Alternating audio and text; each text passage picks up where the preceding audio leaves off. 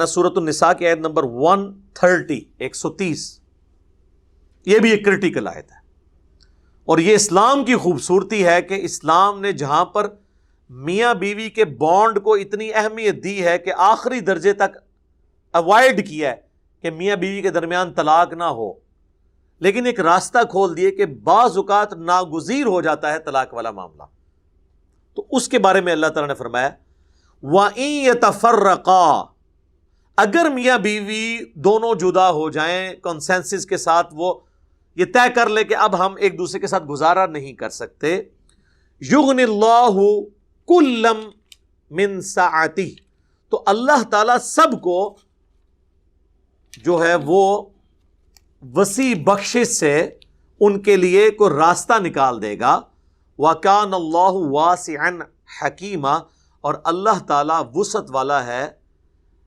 اور حکمت والا ہے۔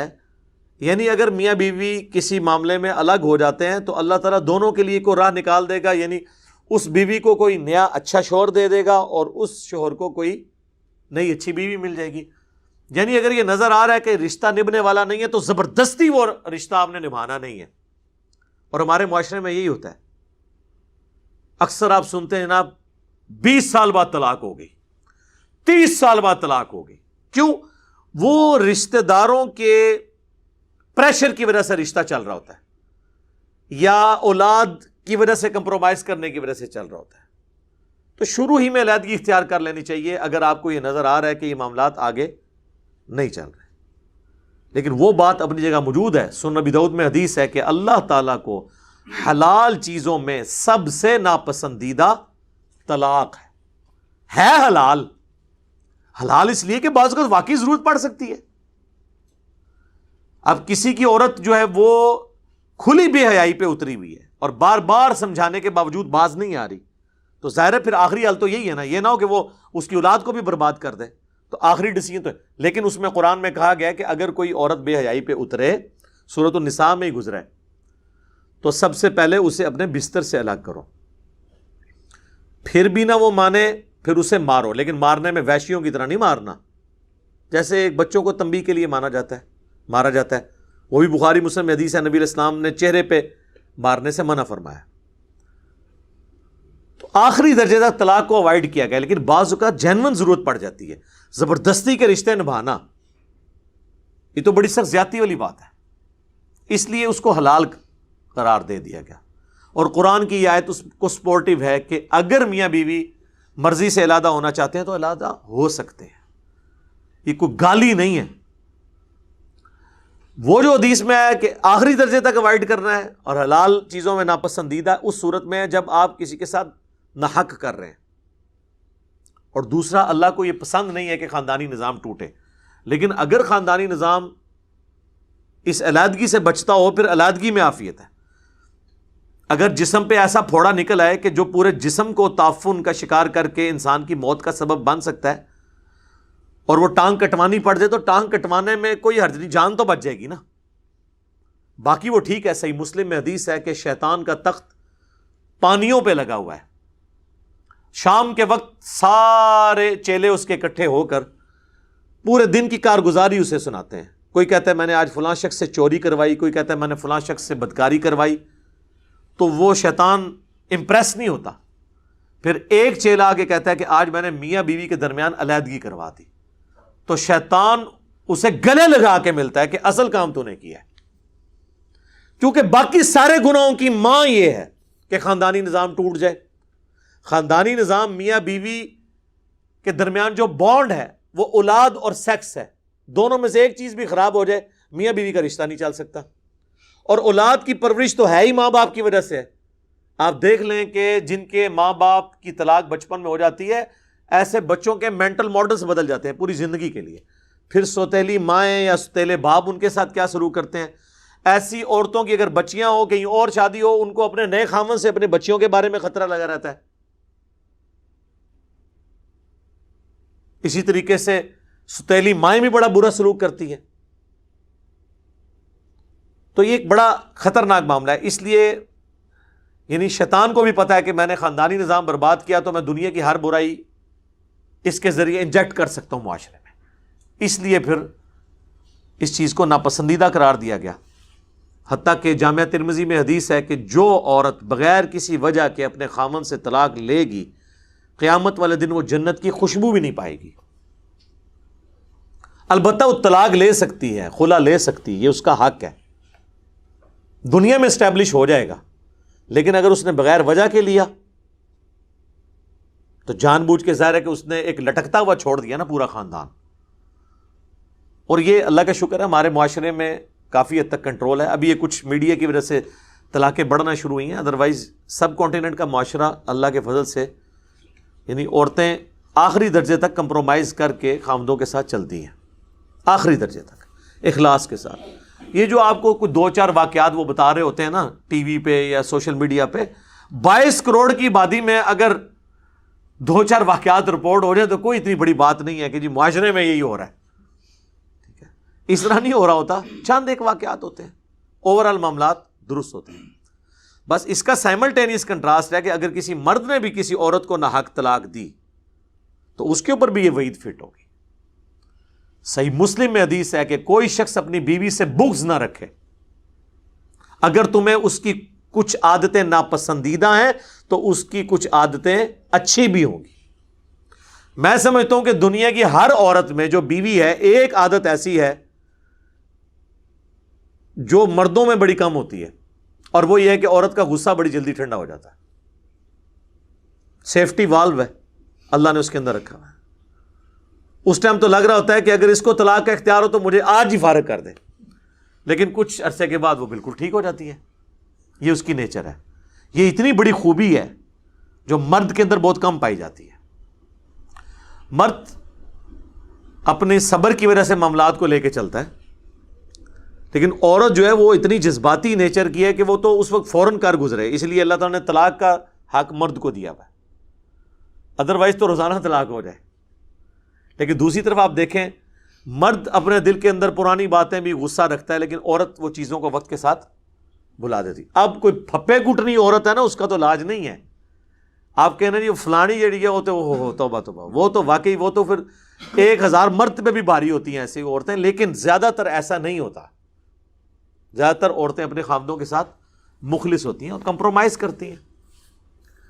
تو اس لیے اللہ تبارک و تعالیٰ نے یعنی عورتوں کے ساتھ بغض رکھنے سے منع فرمایا۔ نبی علیہ السلام فرما رہے ہیں کہ اگر آتے کچھ ہوں گی ان کی بری تو اچھی بھی ہوں گی، ان کو یاد کر لو۔ بخاری مسلم دونوں میں حدیث ہے کہ عورت کے ساتھ اپنی بیوی کے ساتھ ہمیشہ خیر و بھلائی سے پیش آتے رہو۔ تو جی کیٹاگوریکل حکم ہے، اور اسے سیدھا کرنے کی کوشش نہ کرو۔ یہ آدم کی ٹیڑھی پسلی سے پیدا ہوئی ہے، اسے اگر سیدھا کرنے کی کوشش کرو گے تو توڑ بیٹھو گے، اور اسے توڑنا اسے طلاق دینا ہے۔ اس سے نفع حاصل کرو اور ہمیشہ خیر و بھلائی سے پیش آتے رہو، پازیٹیو اینڈ پہ کھڑے رہو۔ حتیٰ کہ بخاری اور مسلم میں ایک اور حدیث ہے، اللہ کے محبوب صلی اللہ علیہ وآلہ وسلم نے فرمایا میں نے اپنی امت کی عورتوں کو کثرت کے ساتھ جہنم میں دیکھا ہے۔ صحابہ نے پوچھا کیوں؟ فرمایا اپنے خاوندوں کی ناشکری کرنے کی وجہ سے۔ پھر حضور نے فرمایا کہ یہ یہاں تک ناشکری کرتی ہیں کہ اگر ان کا خاوند پوری زندگی ان کے ساتھ خیر و بھلائی کرتا رہے اور کبھی کوئی ناگوار چیز خاوند سے انہیں پہنچے تو یہ کہتی ہیں کہ جب سے تیرے عقد میں آئی ہوں میں نے خیر کا ایک دن بھی نہیں دیکھا۔ یہ حدیث بخاری مسلم دونوں میں ہے۔ تو سر یہ حدیثیں اگر آپ کو پتہ ہو نا تو آپ کو بیویوں کی حرکتوں کے اوپر غصہ نہیں آئے گا، ہنسی آئے گی کہ بالکل حضور نے بھی یہی کہا تھا۔ ہوتا ہے، ہم تو اللہ کے فضل سے کئی دفعہ اس تجربے سے گزرے ہیں، ٹھیک ہے، تو سب لوگ گزرتے ہیں۔ تو پھر جب کوئی اس طرح بیوی کسی کے ساتھ کر رہی ہو نا تو اس کو چاہیے وہ کہ صدق رسول اللہ، یا رسول اللہ آپ نے سچ کہا تھا۔ ایسے ہی ہوتا ہے، لیکن یہ وقتی طور پہ ہوتا ہے۔ آپ دیکھیں حضور نے کہیں ترغیب یہ نہیں دلائی ہے کہ ایسی عورت کو چھوڑ دو، فرمایا یہ عورتیں ایسی ہوتی ہیں ان کے ساتھ اس طریقے سے گزارا کرو۔ اور عورتوں کو کہا کہ تمہیں میں نے جہنم میں کثرت میں دیکھا ہے۔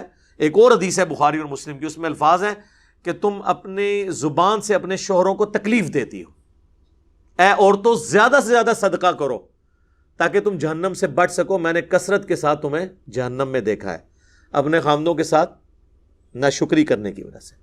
اسی لیے تو حضور نے فرمایا تھا، سنن ابی داؤد میں حدیث ہے کہ اگر میں سجدہ جائز سمجھتا تو عورتوں سے کہتا کہ اپنے خاوندوں کو سجدہ کریں، اس حق کے سبب جو اللہ نے ان کو دیا ہے. لیکن اس کا یہ مطلب نہیں ہے کہ اب خاوند جو ہے وہ زبردستی اس کے ساتھ کرنا شروع کرے گا, اس پہ ظلم کرنا شروع کر دے گا, نہیں. جامعہ ترمذی میں حدیث ہے, اللہ کے محبوب صلی اللہ علیہ وآلہ وسلم نے فرمایا تم میں سب سے بہتر وہ ہے جو اپنے گھر والوں کے لیے بہتر ہے.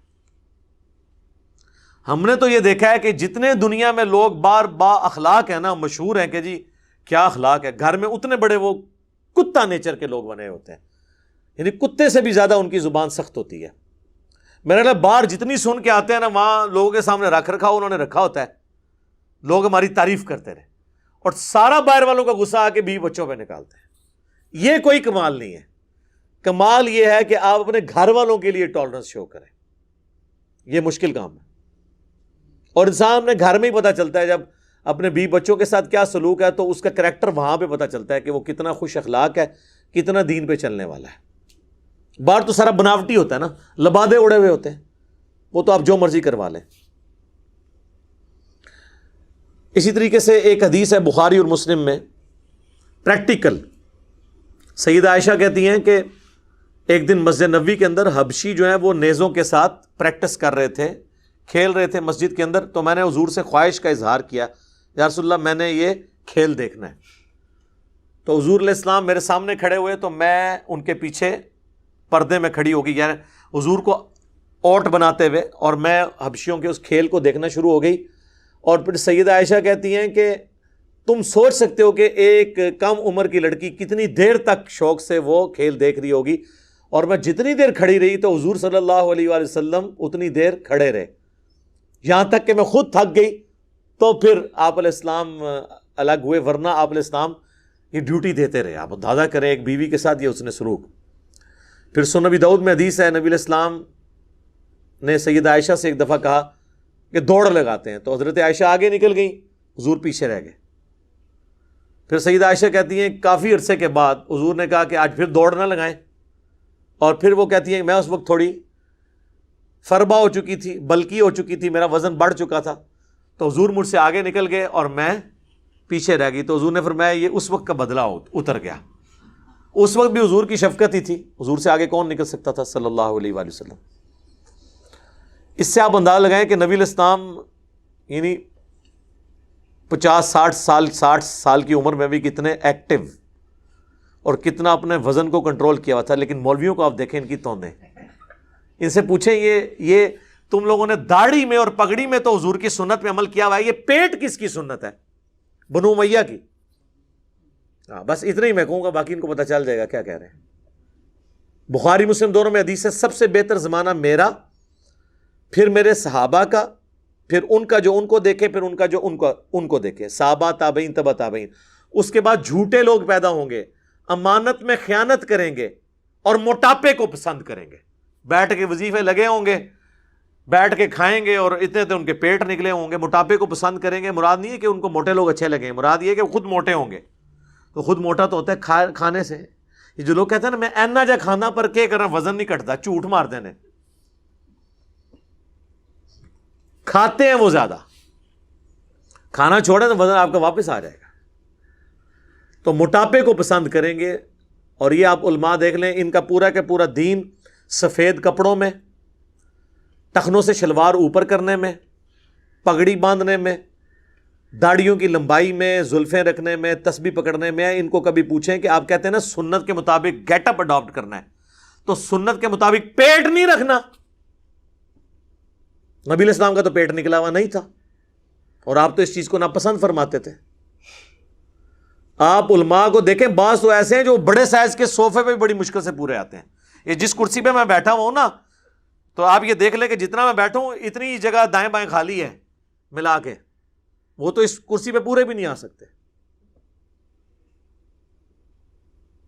تو اندازہ کریں, تو گیٹ اپ میں آپ نے اس چیز کو بھی اڈاپٹ کرنا ہے. بہرحال میں نے یہ ساری اس سے جو ریلیٹڈ چیزیں تھیں وہ بتا دی ہیں کہ بیویوں کے ساتھ اس نے سلوک کرنا ہے. اور اگر خدا نہ خواستہ کبھی کوئی ورسٹ کیس آئے, وہ تو یہاں تک بھی آیا ہے قرآن حکیم میں کہ ایک حکم جو ہے وہ بیوی کی طرف سے اور ایک حکم خامد کی طرف سے بیٹھے گا, یعنی دونوں طرف سے ایک بڑا بیٹھے اور ان کے درمیان صلح صفائی کی کوشش کریں. اسلام آخری درجے تک کہتا ہے کہ میاں بیوی کا آپس میں ریلیشن شپ ٹوٹے نہ, لیکن اگر ٹوٹے گا تو یہ کوئی اتنی بڑی گالی نہیں ہے کہ زندگی کسی کی برباد ہو گئی. اگلے زمانوں میں گالی اس کو مانا بھی نہیں جاتا تھا. سیدہ اسماء بنت عمیس، یہ کن کی بیوی تھی؟ سیدنا جعفر طیار کی، جو غزوہ موطا میں شہید ہوئے تھے، صحیح بخاری میں آتا ہے. یہ ان کی بیوی تھی. وہ غزوہ موطا میں شہید ہوئے تو حضرت ابوبکر صدیق نے شادی کر لی ان سے. حضرت جعفر حضرت علی کے بھائی تھے، یہ حضرت علی کی بھابھی لگتی تھی.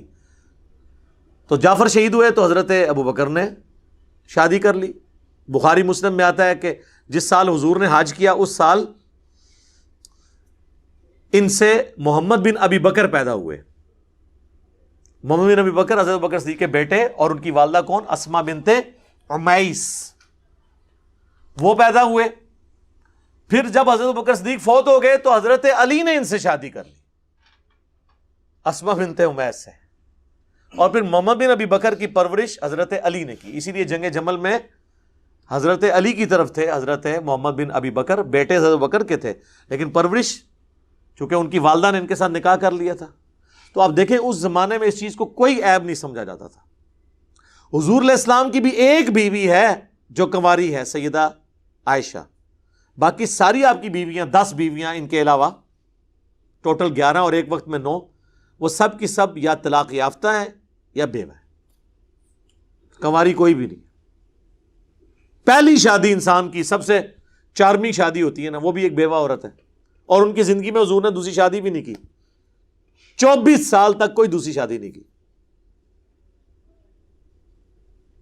یہ آپ کی جتنی شادیاں ہیں نا، یہ آخری 8-10 سال کی ہیں. اس سے پہلے آپ کی ایک ہی شادی ہے. تو اللہ تبارک و تعالیٰ نے خاندانی نظام کو مضبوط کرنے کے لیے اس چیز کے اوپر زور دیا ہے کہ طلاق نہ ہو. لیکن اگر ہو جاتی ہے تو پھر خوش اسلوبی کے ساتھ معاملات کو لے کے چلیں، اللہ تعالیٰ کوئی بہتر راہ نکال دے گا.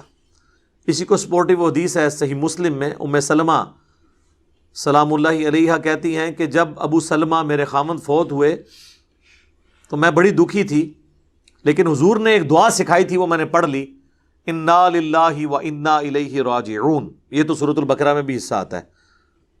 ہم بھی اللہ کی طرف سے ہیں، ہمیں بھی اللہ کی طرف لوٹ کے جانا ہے. لہٰذا جو تکلیف آئی وہ بھی الٹیمیٹلی جب ہم نے بھی اللہ کے پاس پہنچ جانا ہے تو کوئی تکلیف آئے گی تو وہ بھی اینڈ ہو جائے گی، انسان نے خود بھی اینڈ ہو جانا ہے. اللہم اجرنی فی مصیبتی واخلف لی خیرا منہا. اے اللہ اس مصیبت میں مجھے بہتر اجر عطا فرما، اور واخلف لی خیرا منہا، اور میرے لیے اس سے بہتر کوئی اس کا نعم البدل مقرر فرما دے.